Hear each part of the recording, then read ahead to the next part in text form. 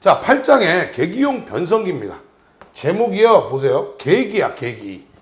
계기라고 하는 건 이제 기계 기구들 중에 계측기라 이런 것들에 대한 내용들이 상당히 많이 있겠죠. 그래서 계기용 변성기는요, 총 종류가 5가지 정도 돼요. 원래는 이제 처음에는 뭐냐면 CT, PT, MOF, 그 다음에 GCT, GPT까지 해서 총 5개입니다. 그래서 CT의 경우에는 뭐 여러분들 명칭이 변류기입니다. 계기용 변류기라고 썼었는데요. 이제는 변류기입니다. 변류기. 그 다음에 계기용 변압기고요. 얘는 그냥 변압기라고 쓸 수는 없죠. 그죠? 그래서 그런 내용이고요. 그 다음에 MOF는 전력 수급용 계기용 변성기입니다. 전력 수급을 할 수 있다. 즉 뭐야? 전력 양계를 위한다는 거죠. 그 다음에 GCT는 뭐야? 영상 변류기예요. GPT는 뭐야? 접지형 계기용 변압기입니다. 자, 그래서 이 5가지에 대해서 우리가 쭉 생각을 해봐야 되는데요. 5가지에 대해서 생각을 해봐야 되는데, 첫 번째가 뭐냐면, 첫 번째로 나와 있는 거는, 이 5가지 중에요. 얘네들이 중요한 건 뭐야? 단답으로도 많이 나올 수 있지만,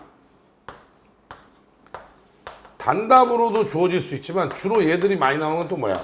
수변전 설비 안에 포함이 돼서 나오기 때문에 이게 어렵다는 거죠. 그래서 수변전 설비 안에 포함이 됐을 때 이걸 어떻게 할 거냐라는 거에 대해서 우리가 신경을 써야 된다는 거예요. 그래서 반드시 그죠 확인을 하시고 내용을 파악해서 그죠 가야 된다라는 겁니다. 자, 첫 번째요. 전력 수급용 계기용 변성입니다. 전력 수급용 계기용 변성기예요. 자, 전력 수급용 계기용 변성기는요, MOF라고 합니다. 미터링이죠. 아웃 핏이에요. 공사기사에서는 이걸 쓰라는 내용도 있었어요. 영어로. 이거 아주 굉장히 그죠? 심란한 내용이죠. 그죠? 그래서 얘네들이 하는 역할은 뭐냐? 전력 양계를 위해서 PT하고 CT를 한 탱크 안에 넣은 거예요. 요거를 꼭 생각하죠. 전력 양계를 위해서 PT하고 CT를 한 탱크 안에 넣었다. 뭐 이제 어떤 책을 보니까 전력 양계를 위해서 고전압을 저전압 바꾸고 대전류를 소전류로 바꿔서 그죠 전력 양계로 간다는데 똑같은 내용이죠. 우리가 여기다 PT, CT라고 써놔도 채점자 입장에서는 PT, CT가 뭔지를 다 알고 있기 때문에 이렇게 당연히 얘기가 된다는 거예요. 그래서 그런 얘기고요. 보통의 이 PT하고 CT를 우리가 결선하는 방법은 보통 얘들이 2대가 주어지면 V 결선을 하고요. 얘들이 3대가 주어지면 Y로 결선을 합니다. PT가 되든 CT가 되든 마찬가지예요. 보통의 경우에는 2대를 주는 거는 이제 3상 3선에서 많이 주는 방식이고 3대를 주는 것은 뭐야? 3상 4선에서 주는 방식이에요. 근데 3상 3선도 3대를 줄 수는 있어요. 그렇지만 대부분 2대를 줄 때는 3상 3선식에서는 보통 2대를 많이 주고 3상 4선식에서는 2대를 줄 수가 없죠. 반드시 3대를 주도록 되어 있다. 이거죠. 그래서 이렇게 확인을 하시면 될 것 같습니다. 그래서 전력 수급용 계기용 변성기의 어떤 내용이에요. 자, 그래서 보니까 전력 수급용 계기용 변성기의 과전류에 대한 강도가 어떠냐? 요게 이제 요새 뜨고 있는 거죠. 왜냐면 얘네들이 단락전류 같은 게 흘러가지고 예를 들어서 MOF가 문제가 생기면 뒤에 항상 제가 뭐라 했어요?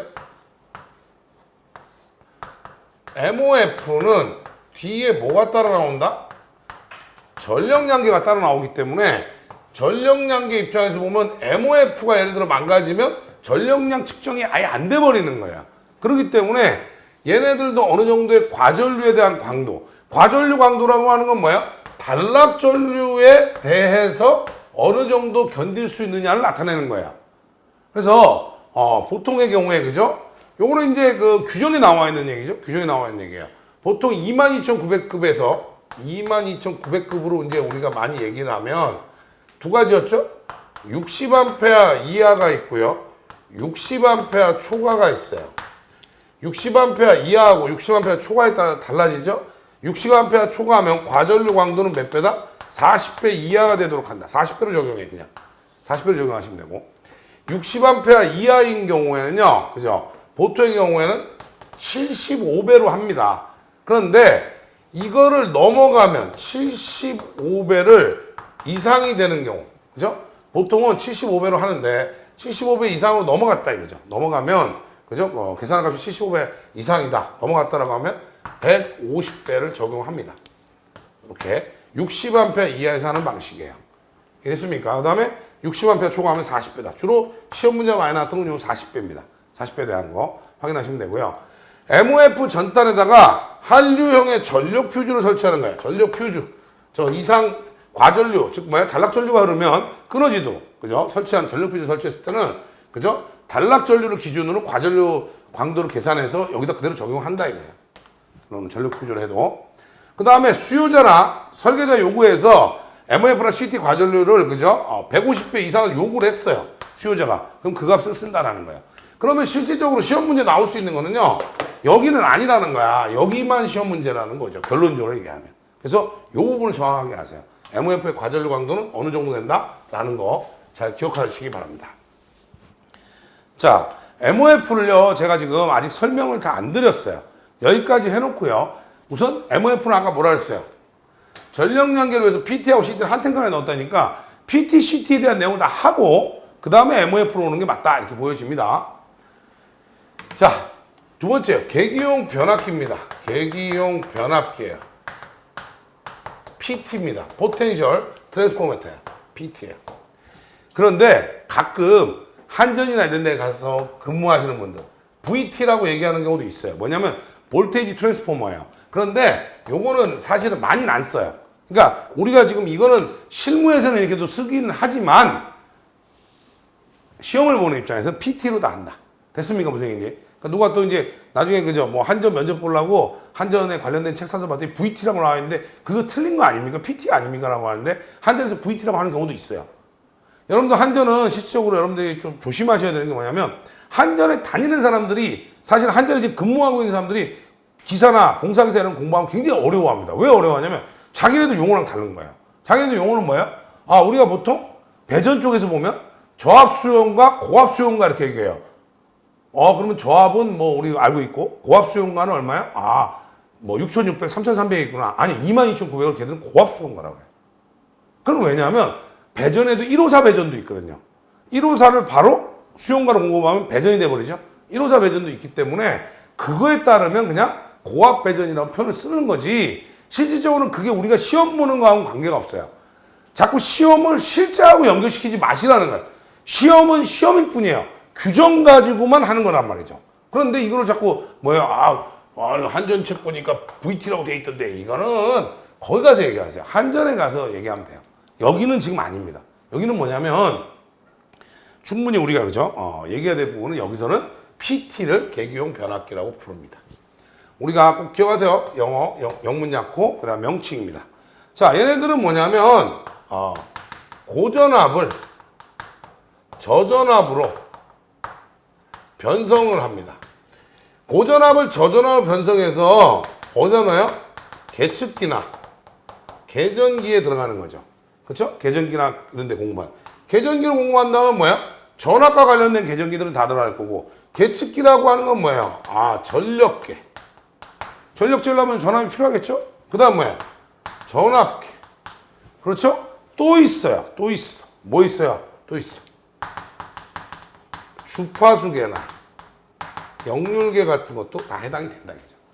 전원은 어디서 넣는다고요? PT에서 전원을 받아 쓴다. 그 다음에 이제 배전반에 파일럿 램프 이런 거. 파일럿 램프라고 하는 건 이 배전반이 동작하고 있다 안 하고 있다 이렇게 판넬에 여기 위에 불이 하나 들어와 있는 거예요. 이걸 파일럿 램프라고 하죠. 그래서 파일럿 램프를 표현합니다. 그래서 우리가 보통 그릴 때는 선로에서는 어떻게 그려요? 이렇게 돼 있는 거는 얘는 뭐다? 파일럿 램프예요. 기억하세요. 파일럿 램프 같은 거 사용할 수 있다. 그 다음에 얘네들의 전격 부담이라고 하는 부분이 있습니다. 전격 부담. 자, 전격 부담이라고 하는 부분. 자, 근데 전격 부담 하기 전에 잠깐, 그죠? 잠깐 제가 요 얘기만 하나 드리고 갈게요. 그럼 얘를 써야 되는 이유가 뭐냐는 거예요. 잘 보세요. 이 선로의 전압이 22,900입니다. 이 뒤에 공급되는 배전반의 표시등, PL, 파일럿 앰프, 그렇죠? 전압계 이런 데다 공급해야 되는데 세상에 22,900을 공급하면 얘네들이 될까요? 안 될 거 아니에요. 그러니까 뭐야? 여기에다가 변압기 형태를 하나 써라는 거예요. 그래서 항상 2차 전압을 얼마로? 110V로 유지하는 전압계를 쓰라는 거예요. 이 전압을 변동시킬 수 있는, 변화시킬 수 있는 애를 만들어내라는 겁니다. 그게 바로 뭐예요? PT예요. 그러니까 얘는 실질적으로 여러분들 부하에 공급하기 위한 용도가 아니죠? 뭐예요? 그냥 변환해서 계측기나 계전기나 전원 공급하는 정도인데 그래도 이 뒤에 파일럿 램프 같은 건 뭐야? 다 부하잖아요. 얘 입장에서 보면. 변압기 2차측에 부하가 달려있는 상태거든요. 그 부하 상태를 뭐라 한다? 전격 부담. 또는 전격을 표시 안 하고 그냥 부담이라는 표현을 합니다. 부담은 뭐야? 볼트 암페어, 피상전력입니다. 그러면 얘네들은 다 뭐야? 내가 부담을 느껴. 뭐야? 내 뒤에 있으니까요. 맞아? 제가 여러분들하고 수업하면 부담을 느껴요. 왜 부담을 느껴요? 제가 여러분들보다 한 30년 먼저 땄거든요, 자격증을. 그것 때문에 부담을 느끼는 거예요. 이제 여러분들도 자격증 많이 따야 된다라는 부담을 느끼니까 열심히 하고 있는 거죠. 그러면 이 부담이라는 건 이 뒤에요. 그래서 변성기, PT든 CT든 변성기 2차 측에 접속되는 부하의 한도를 표현하는 거예요. 그러니까 예를 들어 전격 부담이 50이었다. 그러면 50 이상을 달면 안 돼요. 예를 들어 전격 부담이 100VA였다. 그러면 뒤에는 100VA 이상 달면 돼, 안 돼? 안 된다는 얘기를 하고 있는 거예요. 그래서 이런 한도를 표현하는 걸 뭐라 한다? 전격 부담이라고 표현합니다.